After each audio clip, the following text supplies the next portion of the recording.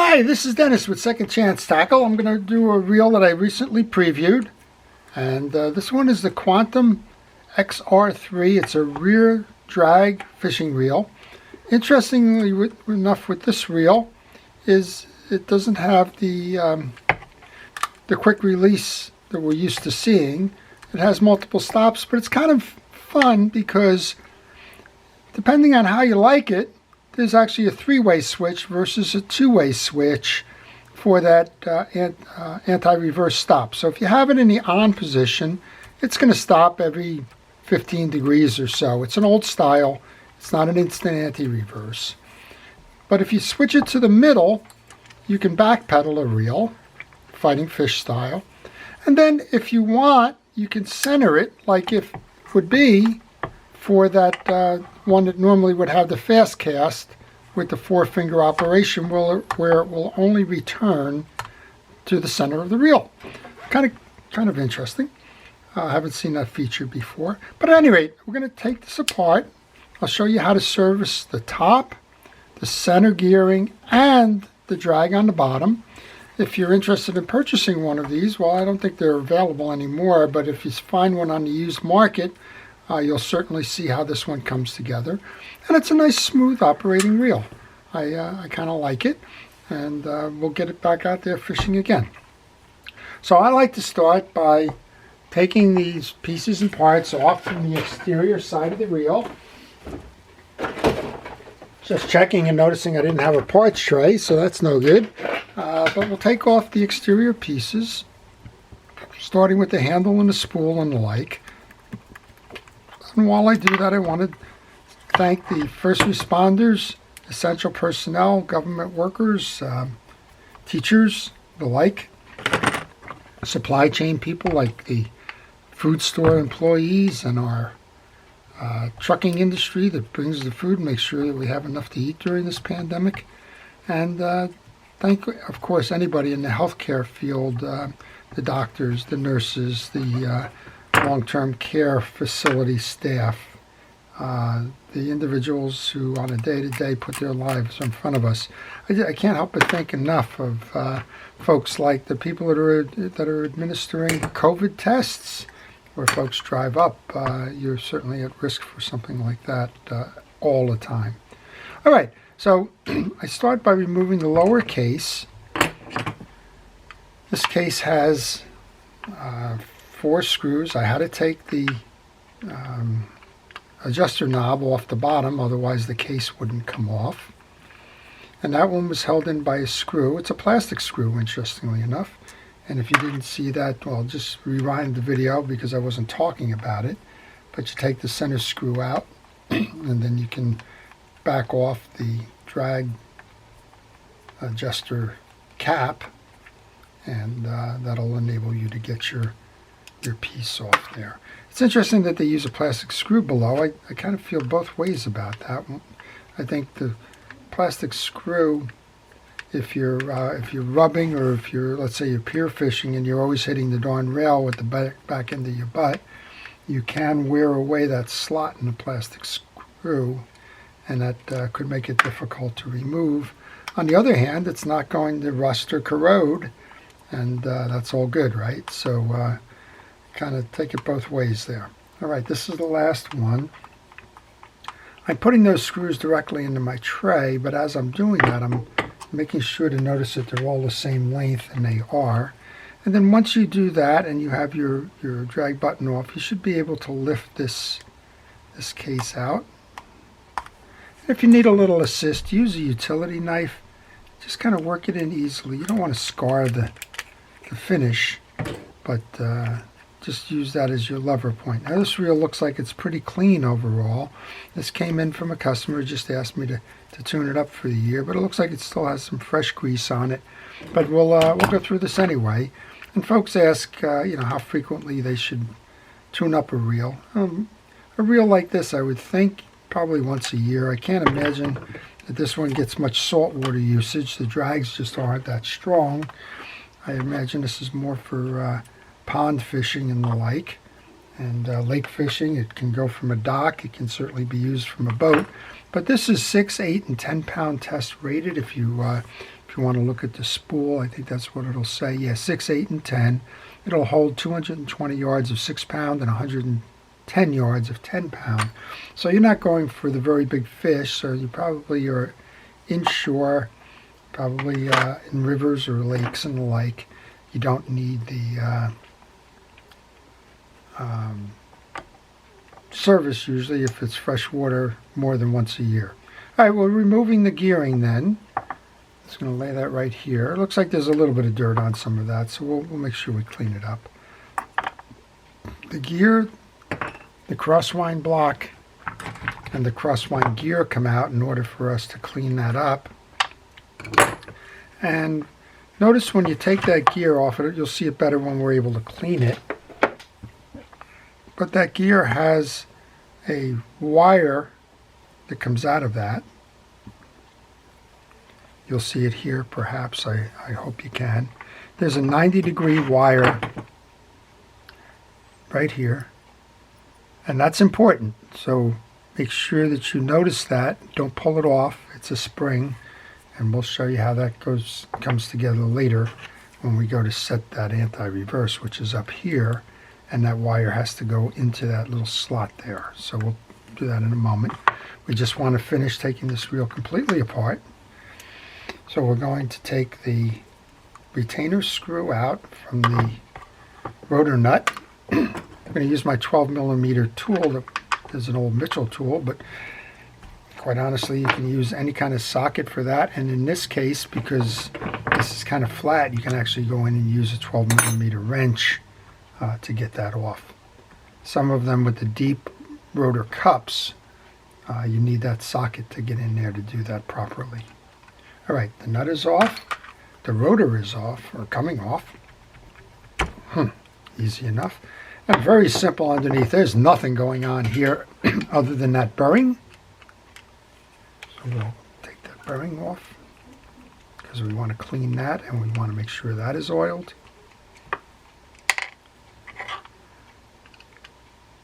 And we'll take the other one off. So sometimes folks wonder, why does some things make it into the basket, some things make it right onto my table here and go no further? Well, it's usually a matter of sequence. If I'm going to just do something like this, service it and put it right back together again, then I don't generally put it into the bigger basket.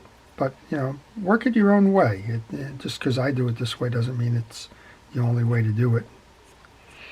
Okay, so that grease in there seems to be pretty fresh. Just kind of clean a little bit more of it. If that was coagulated, I would certainly do a little bit more here in terms of getting it off the case. But right now, that seems like it's pretty fresh. I don't know how much this has actually been sitting. All right, let's just take a moment on this rear drag here. Let's just make sure that all of that is clean. Now, if this drag is working, and this is working, and you want to avoid this step, you can. But I want to show this just in case you've worked on this one, or if for some reason the drags are broken and you need to service them. So there's two clips, there are two sides to a clip here. Not necessarily easy to get out, but I like to start by kind of pushing it that way, kind of retaining it so that I have a little bit of room. You'll notice I'm holding that because that thing can fly, and if it flies, well, kind of good luck, I guess, because that is a spring and it does shoot. All right, next up then you can just invert your platform. I have my finger on the bottom of that assembly, but here's your rotor shaft or your drag shaft that's going to kind of hold most of this together, and then it should all just come out more or less. So this is your stack.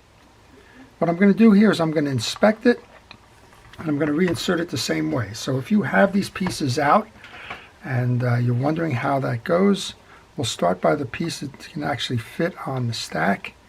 You have a series here. You have your click ratchet that's going to make noise. There's a little trip lever on the back of this case here that's going to kind of knock against this to let you know that the drag is running out. And you have a drag washer on top of it. And this is your drag shaft. So this drag shaft on the back side of it has a series of, it has two flat sides and a rounded size. Okay, The sequence then is that goes in first, and that seats into the hole so that you can see the shaft coming up there. Next up then you have a eared washer which goes in the groove. Before I do that, there's a washer on the bottom of that drag as well. Forgot to mention that. So you have one on the top, one on the bottom of that assembly. Then you have your eared washer goes in. That's got to fit in the groove. Then you have a hard black washer.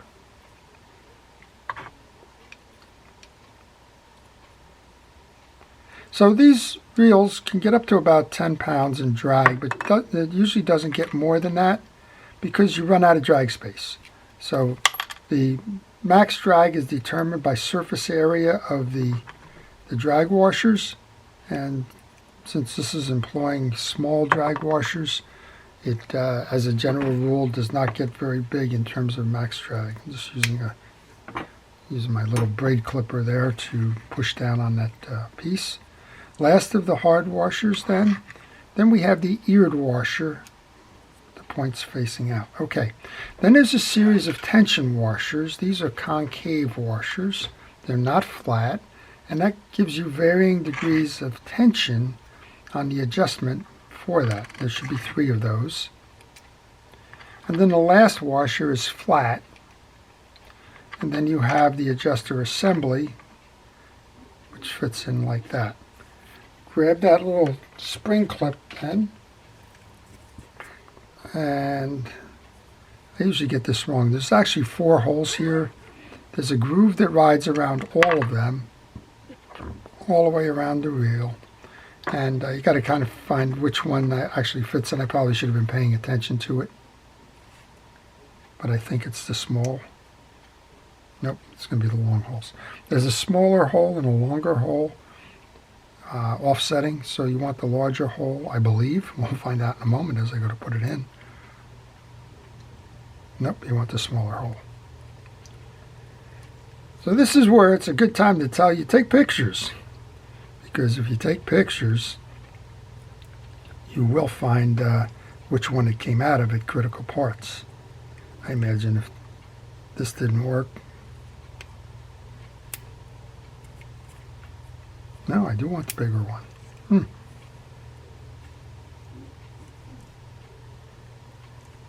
So just, this is good because there's only two ways you can go with this.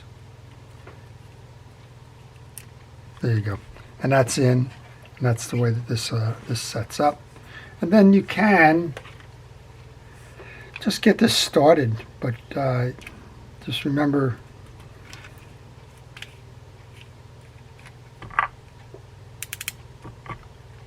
when you go to put the case on that you can't go up far with that. Let's go back to the top then. We have that bearing. I'm going to take some Real X oil on that. It's an aftermarket product that I use for fishing reels, and it is a fishing reel oil. I recommend using fishing reel only type oils. Clean off the grease from the shaft of your pinion gear. I'm going to use Penn Precision Reel Grease there. That's the blue grease that I have in the back. Give a good coat of grease to that pinion gear. That oil has worked its way into the bearing. You can put a little bit of oil onto the shaft. There is a retainer washer that didn't come off when I removed the bearing, but you should know that it's there. And then you put the bearing on, and you can reseat the bearing into the case, just like that. Grab those 2 screws that are on the table here, and go ahead and, oops, tighten those down. There's no retention clamp. It's actually the head of this screw that holds those bearings in place. That's not unusual. And just remember, again, take pictures along the way. Use your cell phone camera, use a digital camera. Do what I'm doing here, do a video if you like. But it does serve as a good reference point if you forget along the way where something may go. Give it a twist, make sure it's working fine. And then before we go any further, we can reinstall that rotor. Now on the rotor, there is a clip that comes through here. Make sure that the bottom is clean, which it is. There's a clip that comes through here. That's your trip lever. You can put a little bit of oil on that. That's going to ride up and down, and when it hits the ramp over here, it's going to trip. And then put a little bit of oil onto the seams of the bail on both sides and on the line roller, even if it's not a burring, and just work it in. Unless that bail is not functioning, you don't need to do any more there. All right, I'm going to flip this over to center. And I got a 50% chance of getting this right in terms of having this return this way. But this rotor can mount one of two ways. Well, we don't have the anti-reverse in.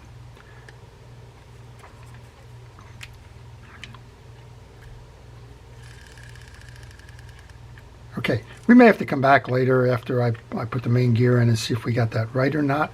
So for now, I'm just going to button it up. And if I need to change it over, we'll do it after the video is done. But understand that you can put that rotor in and be off 180 degrees on that center kick. Unfortunately, I'm sure if I was in a plant that probably tells you, that little silver dial there, which I have no idea what that little silver thing does, probably from an orientation standpoint, if you always put it on the left or put it on the right, you get it correct. All right, and then I want the tie down screw that I took off to tighten up on that nut there, prevent that from spinning out of and loosening up the rotor.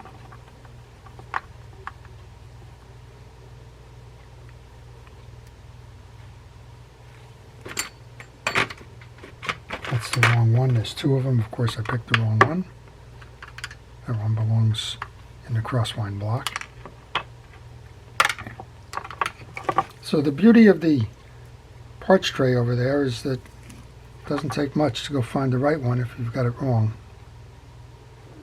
It also tells you what you have or have not installed. Okay, let's just take the cap off for now. Next up then is your crosswind gear. Take a look at it, make sure it's clean. It is. Check all the teeth, make sure that they're there, not chipped or broken. And then get the grease. This one gets grease everywhere because it's a central part of the reel. So get some on the back, get it where it's going to ride on the stud.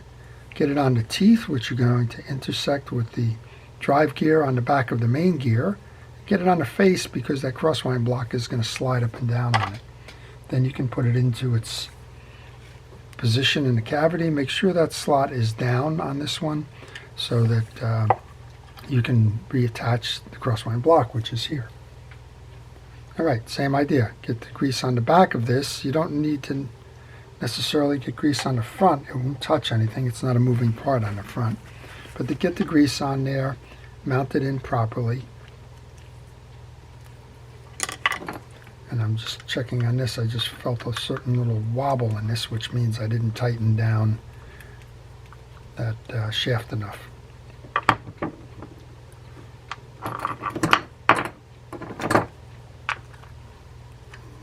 That's better.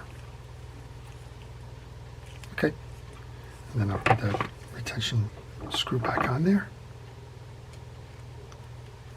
Sometimes that pinion gear sits on the ledge and doesn't get pulled up all the way. You'll see there's a spacing there now, but sometimes it'll just sit on that ledge. You won't pull it up all the way, and then you go sit it down, you feel that there's a certain shakiness going on there. Well, that's what you need to do. Just go back and retighten. All right. Let's just clean this little bit of grease off of the back. This gear is clean. I'm checking all the teeth again. Check it from that side. Check it this way to make sure that it's not warped. Here's your back gear, which is going to drive that crosswind gear. Make sure that that is clean and has all the teeth and everything as well. And then you can get the grease in there.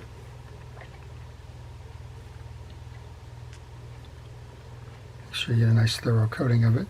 And then look for that little hook we were talking about earlier. So that hook has got to get mated into this slot here. And in order to do that, you need to roll that hook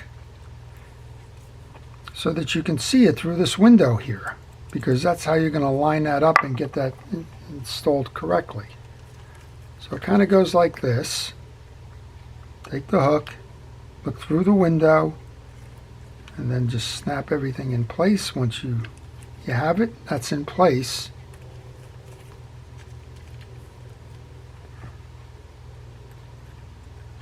And then we can come over and install the axle shaft. Look for the flat side of the axle shaft.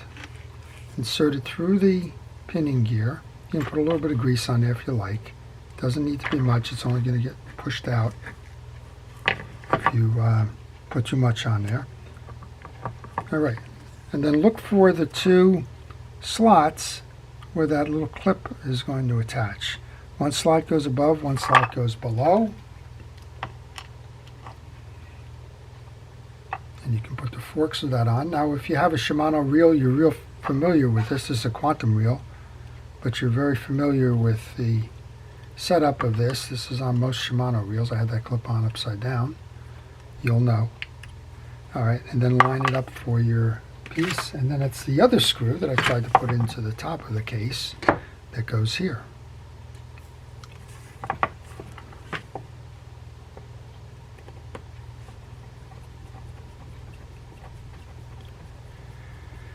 Okay, so I have everything together now, and remember what we said, I have a 50% chance of getting it to return this way on center. Let's see if we did that.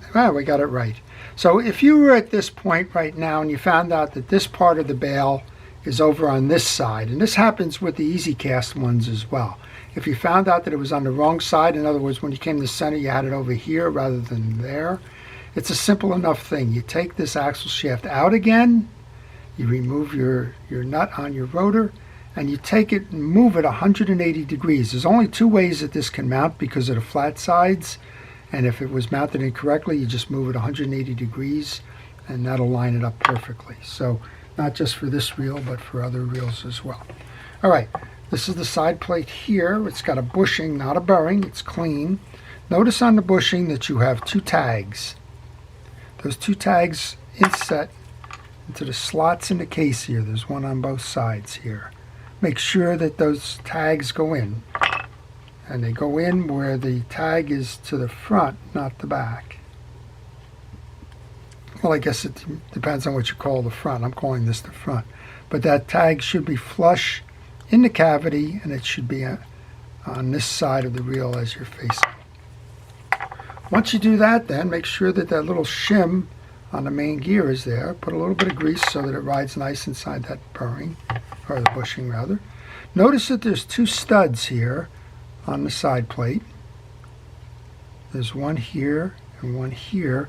Those are going to go into the holes kind of below the screws, so that is important.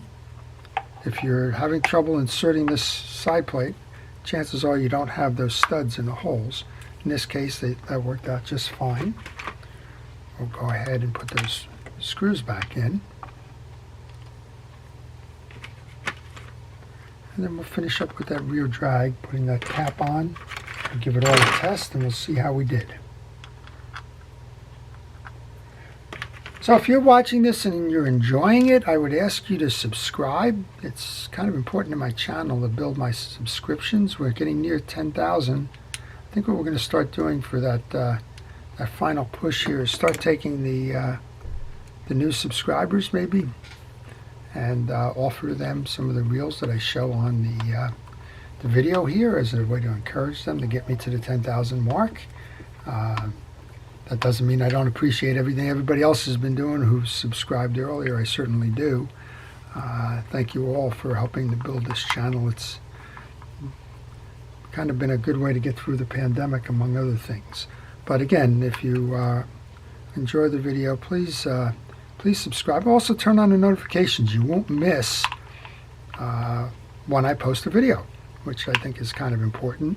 I do previews every now and then, and you do get the chance to see them, but it doesn't mean that that video is going to get posted in the next day or two.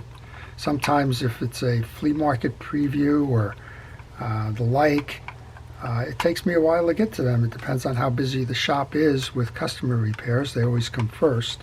So it may be 2 or 3 or 4 weeks before one of them actually makes it to video, if I have the opportunity to even do a video on them. So if you use those notifications, it's going to help you, and it kind of help me because you'll come along and see that as well. All right, this is the cap. This is your adjuster. Thread it. Make sure that it threads properly. It's easy enough to get these kind of cross-threaded.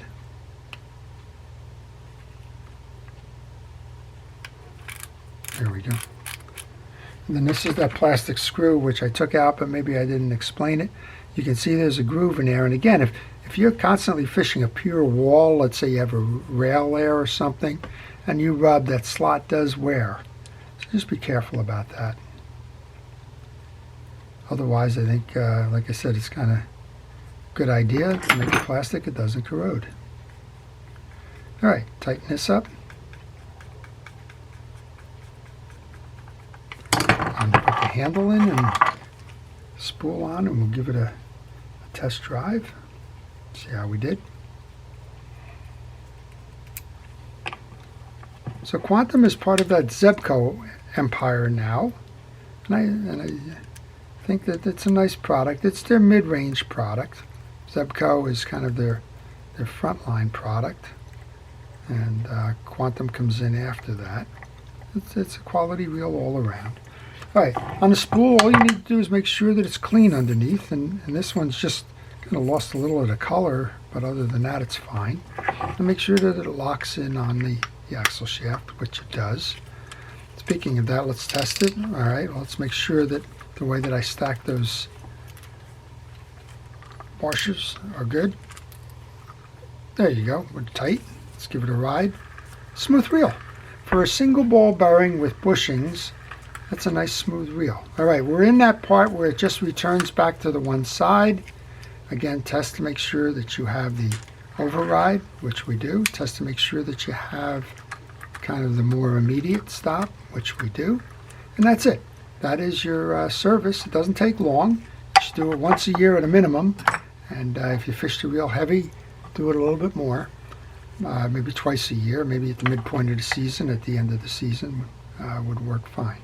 All right, so I hope you've enjoyed it. If you have questions, please leave them in the comments. I do try to respond to all questions on this reel or any reel in particular. If you're servicing one and you're stuck and you need a little help, if I can help you, I'll try to do that. If you like this, please indicate the like. We've talked about subscribing. And finally, if you have a reel that needs to be serviced and you're not up for doing it yourself and you would like me to do that service for you, well, then please just let me know. Contact me on an email on the business card that follows, and I'll provide you with that repair information. Just tightening the other piece of the case screws down. All right, that's it. That's your Quantum XR3, and this one's ready to go fishing again. So I hope you've enjoyed that. This is Dennis with Second Chance Tackle. Have a great day.